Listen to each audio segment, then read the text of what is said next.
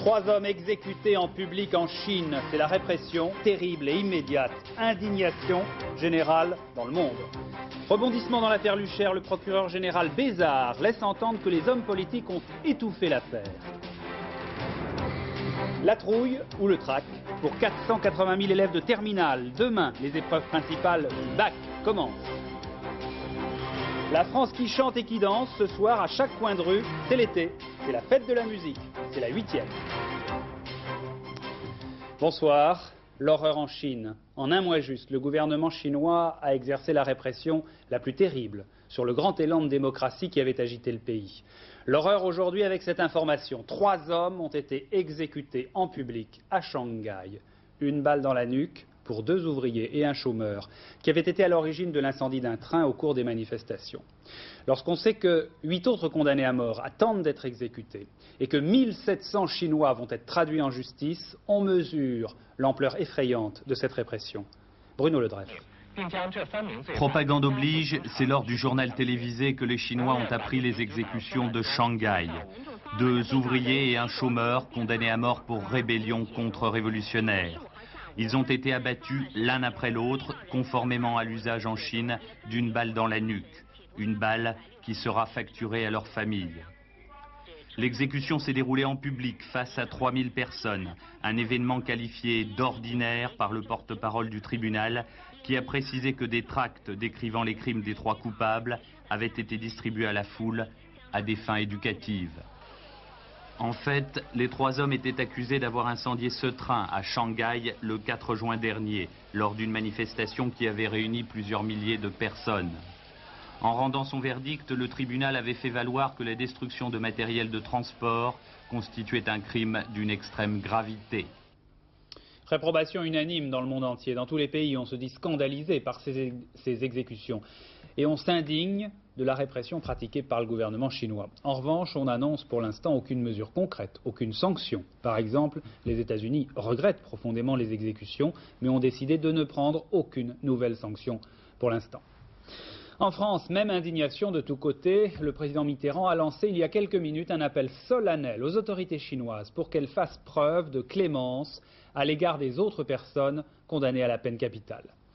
À l'Assemblée nationale, on a tout à l'heure observé 1 minute de silence. Et puis, écoutez ensuite ce qu'a dit le ministre des Affaires étrangères, Roland Dumas. Les nouvelles les plus récentes des premières exécutions montrent que la machine totalitaire, dans toute son horreur, est en marche. Les circonstances de ces exécutions ajoutent encore à l'horreur. Elles font de ce qui pourrait être des exécutions de décisions de justice de véritables assassinats.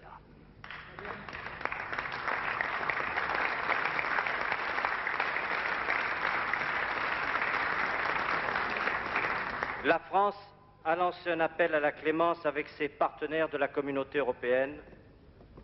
Je suis au désespoir de dire que cet appel n'a pas été entendu. Les autorités chinoises se mettent donc elles-mêmes au banc de la communauté des nations. Voilà, alors au-delà des exécutions, des réactions indignées, mais souvent assez molles d'ailleurs dans le monde entier, on l'a vu tout à l'heure avec les réactions américaines par exemple, il y a la réaction, il y a ce qu'a fait le gouvernement chinois. Alors Bruno Ledreff, vous étiez en Chine pour nous, notre envoyé spécial au cours de ces dernières semaines, et Bruno, le gouvernement chinois a décidé de frapper très fort. Oui, le gouvernement chinois veut visiblement faire aujourd'hui passer un double message. Tout d'abord à usage interne, il s'agit de faire savoir aux opposants qu'ils n'ont aucune clémence à espérer. Et ensuite, il doit être clair pour les pays étrangers que la Chine n'acceptera aucune ingérence dans ses affaires intérieures. Cela, quelles que soient les protestations des pays occidentaux. Les Chinois n'en tiendront aucun compte. Ils ont écrasé dans le sang le mouvement étudiant devant des centaines de journalistes, devant des centaines de témoins. Et cela ne les a à aucun moment, on l'a vu, empêchés d'agir. En période de crise, la Chine a d'ailleurs toujours tendance à se replier sur elle-même. Il y a quelques jours à Pékin, j'ai vu ressurgir des banderoles clamant des slogans qui dataient de la révolution culturelle, des slogans sur la capacité du pays à vivre et à se développer sans l'aide de l'extérieur. Le message est clair. Alors Bruno, aujourd'hui ce sont 2 ouvriers et un chômeur qui ont été exécutés et ce n'est pas du tout un hasard. Non, en effet, alors que de nombreux étudiants ont été arrêtés, aucun ne figure pour l'instant parmi les condamnés à mort. Le gouvernement chinois agit comme s'il voulait faire des exemples à travers la seule population civile. Il faut d'ailleurs savoir que les étudiants chinois sont très peu nombreux, 2 millions pour une population de plus d'1 milliard d'habitants. Ce sont les futurs cadres de la Chine et ils sont d'ailleurs les enfants des cadres actuels du pays. Un seul exemple, Kai-shi, l'un des leaders du mouvement étudiant, est le fils d'un membre important du Parti communiste chinois. Il serait donc étonnant qu'à quelques rares exceptions près, les étudiants paient de leur vie leur désir de démocratie et de liberté. Des hommes et des femmes, d'ailleurs, on l'a vu, pris plus ou moins au hasard parmi les classes populaires qui se sont massivement joints aux étudiants, font donc aujourd'hui de parfaits boucs émissaires. Merci Bruno. En France, à peine les élections terminées, la face cachée de la politique ressurgit. Des affaires pas très propres qui remontent à la surface brusquement avec des relents de règlement de compte. Première histoire, l'affaire Lucher. Vendredi dernier, nous étions les premiers à vous annoncer que le juge avait prononcé un non-lieu dans cette affaire Lucher, cette affaire de vente illégale d'armes à l'Iran. Rebondissement aujourd'hui avec des propos du procureur de la République, Pierre Bézard. L'idée générale, d'après le procureur, c'est que les hommes politiques ont étouffé ce dossier. C'est tout le problème de la séparation des pouvoirs entre le pouvoir politique et le pouvoir judiciaire qui est posé. C'est aussi le problème de certains sujets, comme les ventes d'armes, qui sont toujours tabous en France. Explication d'Hervé Brusini. Le procureur de la République de Paris a requis. Sur le front politique, la querelle faisait rage cet après-midi. Au cœur des escarmouches, l'affaire Lucher. Hypocrisie, double jeu lancé le député RPR Jacques Toubon à l'adresse du gouvernement. Aujourd'hui, vous nous présentez un projet de moralisation du financement de la vie politique au moment même où vous demandez et vous obtenez le classement de l'affaire Lucher. Alors, pourquoi avoir classé l'affaire, interrogeait-il. Réplique de Pierre Jox. Vous avez voulu monter une machination, elle est tombée à plat. Querelle encore sur le front judiciaire, cette fois. Les couloirs du palais de justice prenaient des allures de tranchées. Ici, c'est un article de presse qui a mis le feu aux poudres. Dans un entretien accordé à l'Est républicain, le procureur de Paris, Pierre Bézard, affirme que l'affaire Lucher a été montée par les politiques et étouffée par eux. Conformément à la loi, j'ai obéi à ma hiérarchie, déclare en substance le magistrat. Quelques heures plus tard, Pierre Bézard rectifie. Communiqué officiel où il affirme que ses décisions étaient pleinement justifiées, que le travail du juge ne pouvait plus progresser. En un mot pour le procureur de Paris, le grand coupable dans tout cela, ce n'est pas la justice, mais la politique. Et le garde des Sceaux renchérit ce soir sur le même terrain. Il y a eu un blocage, non pas par ce gouvernement, non pas de la faute de ce pouvoir, mais il faut remonter à novembre 1987, à mon avis, lorsque le juge d'instruction a demandé au prédécesseur de M. Chevènement de lui envoyer certains documents. Et cette fois, la querelle se fait à proprement parler militaire. Cette question des documents, c'est André Giraud qu'elle vise, à l'époque où il était ministre de la Défense de Jacques Chirac.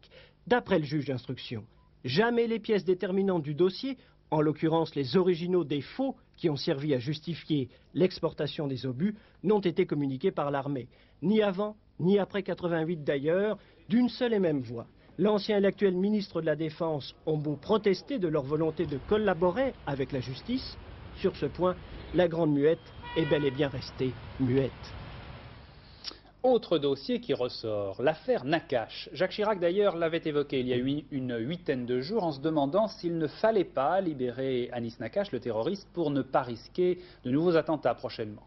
Eh bien ce matin au Sénat, Pierre Jox, le ministre de l'Intérieur, a interrogé son prédécesseur Charles Pasqua à ce sujet. Pour M. Pasqua, la meilleure défense c'est l'attaque, alors il a répliqué. Bernard Pradino. Il y a moins d'une semaine, M. Chirac demande au chef de l'État de réfléchir sur la libération du terroriste Anis Nakache. Aujourd'hui, M. Pasqua enfonce le clou et accuse M. Dumas d'être à l'origine de plusieurs attentats en France. J'ai dit que le gouvernement précédent avait pris des engagements pour libérer M. Nakache, comme d'ailleurs pour libérer M. Abdallah. Et c'est en particulier parce que ces engagements n'ont pas été tenus que nous avons eu une série d'attentats. Quant à nous, nous n'avons jamais pris aucun engagement, ni au sujet de M. Nakache, ni au sujet de quelque autre terroriste que ce soit. Le ministre de l'Intérieur, M. Joxe, répond par une question. Pourquoi M. Chirac craint-il des attentats? Pourquoi n'est-il pas plus explicite? Et il demande à M. Pasqua d'être moins confus. Tout le monde sait que Nakache a été arrêté après avoir commis un crime et immédiatement il a été poursuivi à ce titre et condamné. Pourquoi est-ce que M. Pasqua, devant le Sénat, a mélangé ça avec l'affaire Abdallah qui est tout à fait différente? Et il a prêté à Nakache des éléments de l'affaire Abdallah. Pourquoi? Est-ce que c'est parce qu'il confond ses souvenirs? Est-ce parce qu'il veut confondre les autres? Et il y a une chose qu'il devra expliquer à ce sujet, parce qu'elle est énigmatique. Ce soir, dans un communiqué, le ministre des Affaires étrangères, M. Dumas, refuse, je cite, de polémiquer sur un sujet trop sérieux. M. Pasqua, ajoute-t-il, affabule pour sortir M. Chirac d'un mauvais pas où il s'est mis lui-même pour des raisons ténébreuses. À l'instant même, je prends connaissance des réquisitions. Dans le procès de la branche lyonnaise d'Action Directe, l'avocat général du procès a requis tout à l'heure la réclusion criminelle à perpétuité assortie d'une peine de sûreté de 18 ans contre André Olivier et Maxime Frérot. Le grand frisson pour 480 000 élèves de terminale, c'est demain avec le début des grosses épreuves du bac. Il y a déjà eu le français lundi pour les élèves de première et puis le bac technique ces jours-ci, mais demain c'est le gros morceau. L'organisation du bac chaque année, c'est un scénario qui frise la catastrophe.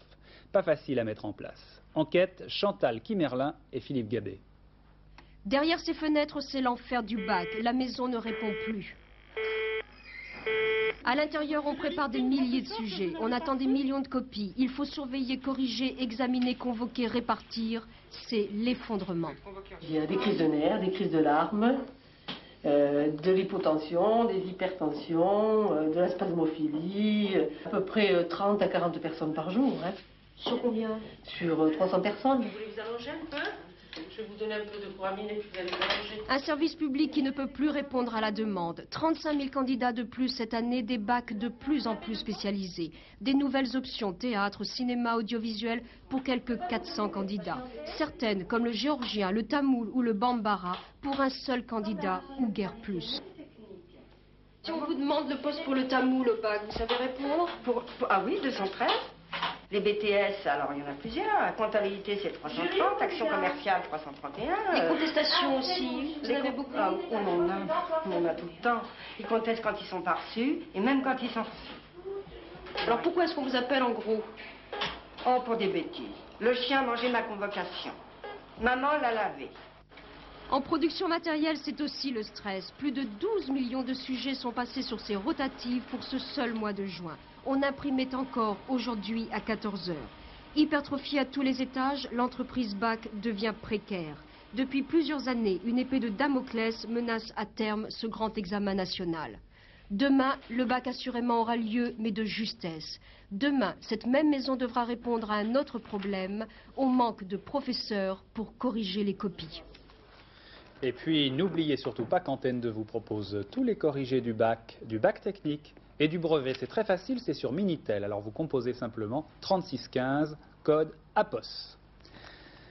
Menace sur les départs de vacances, les départs en vacances dans le trafic aérien. Les pilotes de ligne pourraient bien se mettre en grève le 1er juillet. Ils veulent organiser un mouvement pour attirer l'attention sur les problèmes de recrutement des pilotes. C'est vrai que ces dernières années, il y a eu un boom du trafic aérien, ça on le sait, et le recrutement et peut-être aussi la formation des pilotes n'ont pas forcément suivi. Alain Doubeski. Des mains un peu crispées sur le manche, normal. Un stagiaire est aux commandes du biréacteur. Actuellement, il se succède dans les simulateurs de vol. Pendant toute la crise pétrolière, les compagnies n'ont pas embauché. Or, aujourd'hui, le trafic aérien prend un essor considérable, d'où manque de pilotes. En particulier pour les compagnies régionales, elles éprouvent des difficultés de recrutement. Oui, ça devient de plus en plus difficile, mais je dirais que quand on les a trouvés, notre vrai problème ensuite est de les garder. Pourquoi ? Parce qu'ils ont tendance à être aspirés par les grandes compagnies qui offrent des profils de carrière et des machines considérées par les navigants, et c'est normal, comme plus intéressantes. La compagnie TAT, par exemple, a créé son propre centre de formation. Elle recrute premièrement des jeunes niveau Bac+2. La formation pour devenir pilote professionnel capable de voler aux instruments, donc, coûte 450 000 francs, 3 ans d'études. C'est cher, mais des facilités sont proposées. Et actuellement, nous avons versé 10% du montant du stage. Et alors le reste? Le reste est financé par la banque, donc le crédit qu'on a contracté auprès d'une banque. Et qui vous sert de caution? Donc c'est la TAT qui nous sert, le groupe TAT qui nous sert de caution. En échange de quoi? En échange d'une promesse d'embauche. Donc on s'engage à rester un certain nombre d'années à la TAT. Deuxième source de recrutement, les pilotes français qui, faute d'emploi, étaient partis travailler à l'étranger. Ils gagnaient leur vie sur d'autres continents en pilotant ce qu'ils pouvaient. Aujourd'hui, il faut les former au jet. Pour d'autres, enfin, c'est une reconversion totale. J'ai fait le métier de steward, à la suite de quoi j'ai fait une formation complémentaire et je suis devenu ensuite pilote à TAT. Les syndicats de pilotes contestent ce type de formation et la trouvent insuffisante. Corporatisme, répondent les enseignants qui ajoutent « Les études proposées correspondent bien à la nouvelle réglementation des brevets et licences. » On essaie de conserver justement la qualité par rapport à la quantité qui est demandée. Et comment faites-vous? Disons sur les moyens pédagogiques et puis sur un sérieux dans la formation des instructeurs eux-mêmes. Pour résorber le retard, il faudrait former 400 pilotes par an. Or, les écoles n'en proposent que 350. De quoi expliquer la présence de pilotes étrangers sur nos lignes et la grogne des pilotes français. Une nouvelle inculpation dans l'affaire Consboudboul. Un homme de 47 ans, François Chapelot, a été inculpé et écroué au Havre par le juge chargé de l'instruction sur le meurtre de Bruno Dassac. Un rebondissement donc dans cette affaire qui intervient 24 heures après le rejet de mise en liberté de Madame Consboudboul. Rémi Roche, au Havre. 2 jours après l'exécution de Dassac, une demi-douzaine de ses amis se réunissent dans un appartement du Havre, histoire de faire le point de la situation en quelque sorte. Parmi eux, un certain François Chapelot, la soixantaine, bien connu des services de police, sans domicile ni profession fixe, bien que, dit-on, il mène la grande vie. Chapelot est un intime de Dassac, et il sait que dans l'appartement du défunt, il y a une mallette qu'il va s'empresser de récupérer et, semble-t-il, de faire disparaître. Quel était son contenu, pour l'instant mystère, mais le juge Beaulier, qui instruit le dossier Dassac, lui, semble le savoir. En tout cas, il considère que c'est bien dommage que tout cela ait disparu, puisqu'il vient d'inculper Chapelot de destruction de documents de nature à faciliter la recherche des auteurs de faits délictueux. Alors, Chapelot connaît-il le nom de l'assassin de Dassac, ce VRP trouble, qui entretenait de bien étranges rapports, bien étranges relations avec Elisabeth Consboudboul? Si oui, il doit savoir aussi pourquoi Dassac avait été condamné à mort. Et je l'apprends à l'instant, dans cette affaire toujours, une deuxième inculpation aujourd'hui, celle de l'ancienne amie de la victime. La victime, c'était Bruno Dassac. Il s'agit donc d'une infirmière de 42 ans, Brigitte Amis. Elle vient d'être inculpée, mais elle a été laissée en liberté. L'actualité internationale maintenant, avec les problèmes de Gorbatchev en Union soviétique. Ce sont toujours les mêmes, d'ailleurs, ce sont les troubles dans un certain nombre de républiques, et notamment en Asie. Après l'Ouzbékistan, le Kazakhstan, où il y a eu 4 morts et des dizaines de blessés le week-end dernier. Explication de Georges Bortoli sur cette propagation de la violence en Asie centrale soviétique. Les sanglantes émeutes de Novi Ouzhen au Kazakhstan sont la suite malheureusement logique des troubles non moins sanglants d'Ouzbékistan commencés en fin mai et des manifestations au Turkménistan au début mai. Première constatation, l'armée paraît relativement impuissante. En Ouzbékistan, 12 000 hommes des forces spéciales du ministère de l'Intérieur n'ont pas réussi vraiment à protéger les populations victimes des affrontements interethniques qu'il a fallu purement et simplement évacuer. Deuxième constatation, toutes les populations concernées sont de tradition musulmane. C'est sans doute une des raisons pour lesquelles M. Rafsanjani, qui n'est pas encore président de la République d'Iran, a été reçu à Moscou avec autant d'honneur que s'il l'était déjà. M. Gorbatchev, en ménageant les autorités iraniennes, espère notamment qu'elles s'abstiendront d'exporter leur propagande islamique vers l'Asie centrale soviétique, déjà dangereusement surchauffée. En fait, le drapeau vert, le drapeau de l'islam, a déjà fait son apparition au cours de certaines manifestations récentes. La presse soviétique, pour sa part, préfère insister sur les tensions interethniques qui sont réelles. Les populations réellement autochtones s'entendant assez mal avec des petits groupes d'installations récentes, souvent déportés du Caucase sous Staline. Et puis il y a un autre facteur de tension, les conditions de vie. Par exemple, la ville pétrolière de Novi Ouzhen manque d'eau, tout simplement, sans parler du ravitaillement. Donc ces violences sont aussi des émeutes de la pénurie. Le Vietnam maintenant, c'est un pays qui s'ouvre de plus en plus aux relations avec la communauté internationale. En ce moment même, le chef de la diplomatie vietnamienne est à Paris. Ça, c'est l'ouverture diplomatique. Mais il y a aussi l'ouverture économique que l'on constate après les années de repliement sur soi de ce pays, après la guerre du Vietnam. Une ouverture économique rendue absolument nécessaire par le délabrement actuel du pays. Jean-Marc Ilouz, Philippe Peter, reportage. Au Vietnam, on n'a pas de pile, mais on a des idées. Cette lampe de poche fonctionne avec une dynamo.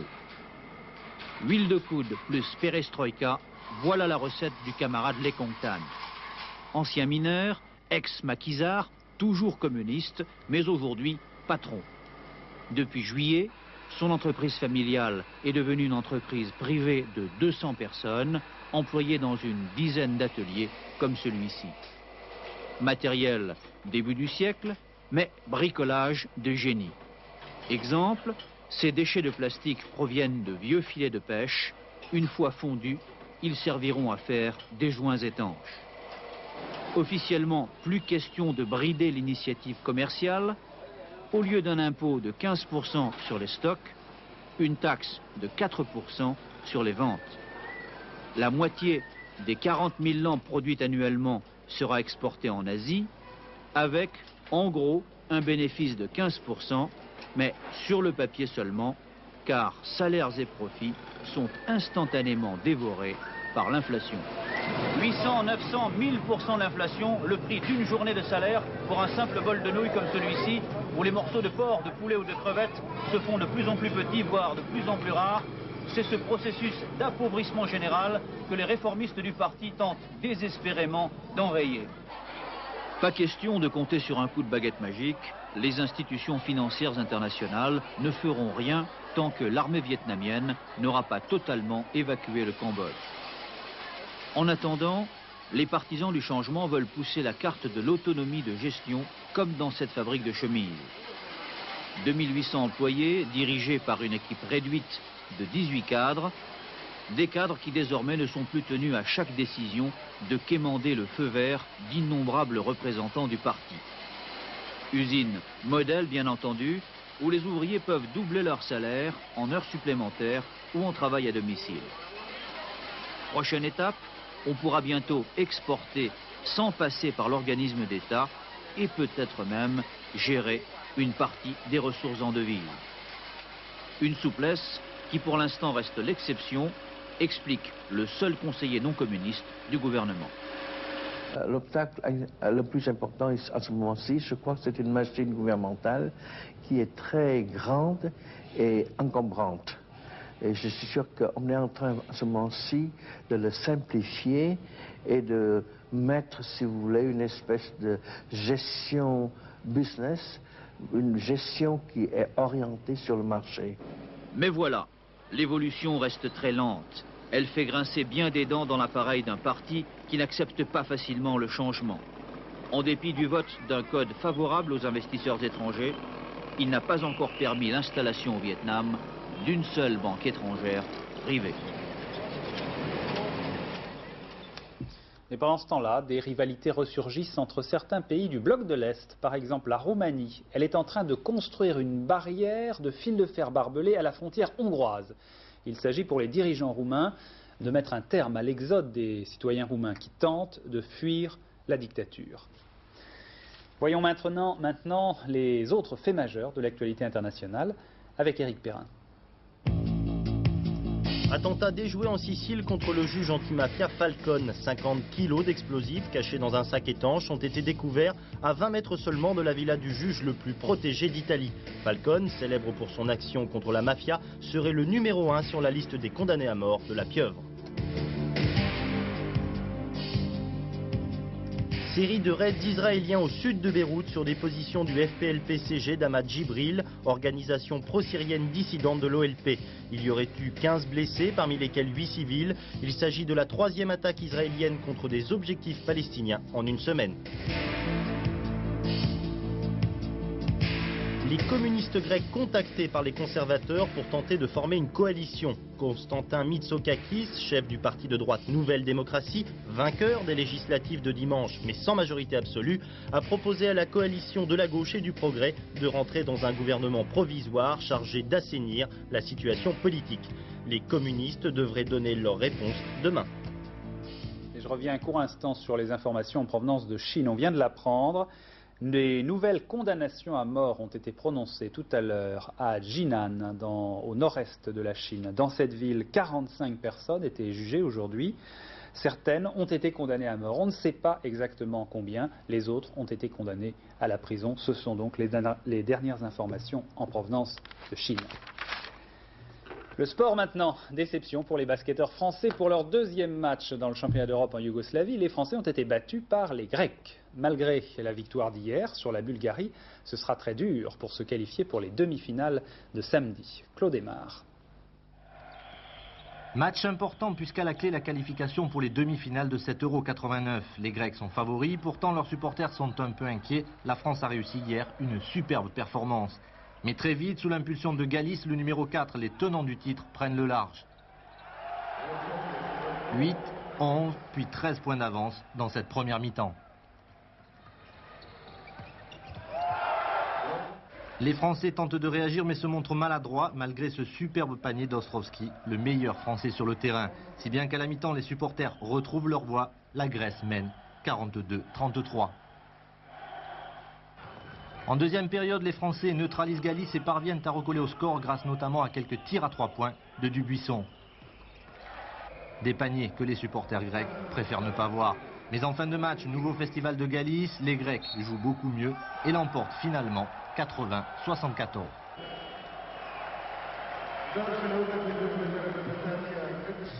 Dommage pour les basketteurs. La fête de la musique maintenant, c'est ce soir dans toute la France et même à l'étranger, car cette initiative de Jacques Lang et Maurice Fleuret fait maintenant tache d'huile dans d'autres pays. En tout cas, ce soir, si vous désirez partout, vous vivrez au rythme du rock ou du folklore, c'est comme vous le sentez. Depuis 8 ans que la fête de la musique a été instaurée, le succès ne s'est jamais démenti. Cette année, bien sûr, elle aura une connotation révolutionnaire, 89 oblige, et l'un des meilleurs musiciens martiniquais, c'est Henri Guédon, a créé une Marseillaise spéciale. Alors Jean-Jacques Dufour, vous êtes avec lui en direct, Jean-Jacques? Oui, bien tout de suite, et puisque c'est la fête de la musique, une introduction musicale, 3-4, messieurs.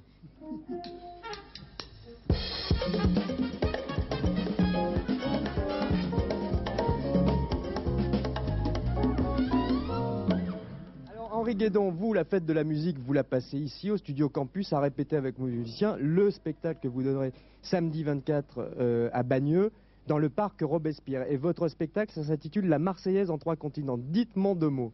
C'est une Marseillaise qui fait l'Afrique, les Caraïbes, les Amériques et l'Europe. C'est-à-dire que vous avez mangé toutes les musiques et vous avez revisité la Marseillaise. Voilà, et ça va être joué en mazurka, en calypso, en toutes les sauces, quoi. Bon, vous pouvez nous donner un petit aperçu de ce que ça donne en calypso. En calypso. Merci. Alors, la Marseillaise en calypso. Asakini, sakini, sakini. Asakini, sakini, sakini.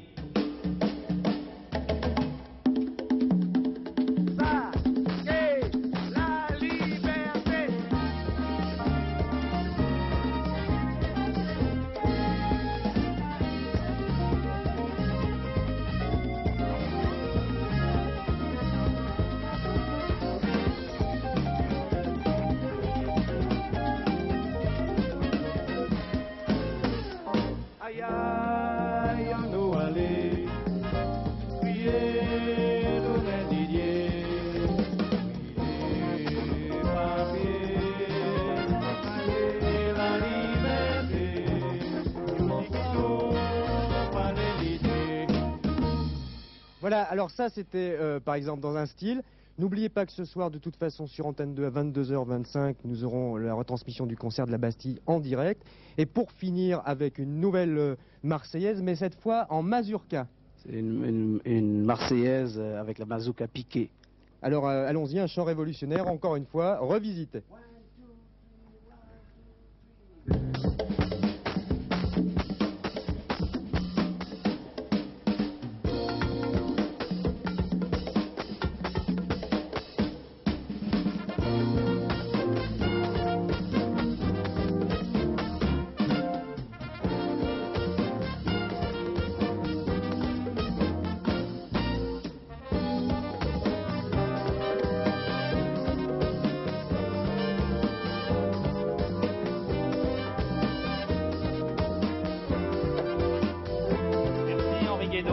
sais pas si je dois me lever sur cette musique de Mazurka. En tout cas, je vous rappelle que la fête de la musique, c'est pas seulement, bien sûr, dans les studios d'enregistrement. Ça, c'était un peu spécial. C'est dans toute la France et un peu partout, dans toutes les villes. Et d'ailleurs, Antenne 2 vous en rendra compte. Voilà, il y avait aussi... Non, il n'y avait pas un tiercé, il y en a un demain. Alors, voyons les pronostics que nous propose Pierrette Brest. C'est à Longchamp. Et le tiercé, je vous le rappelle, a lieu en fin d'après-midi à cause de la chaleur.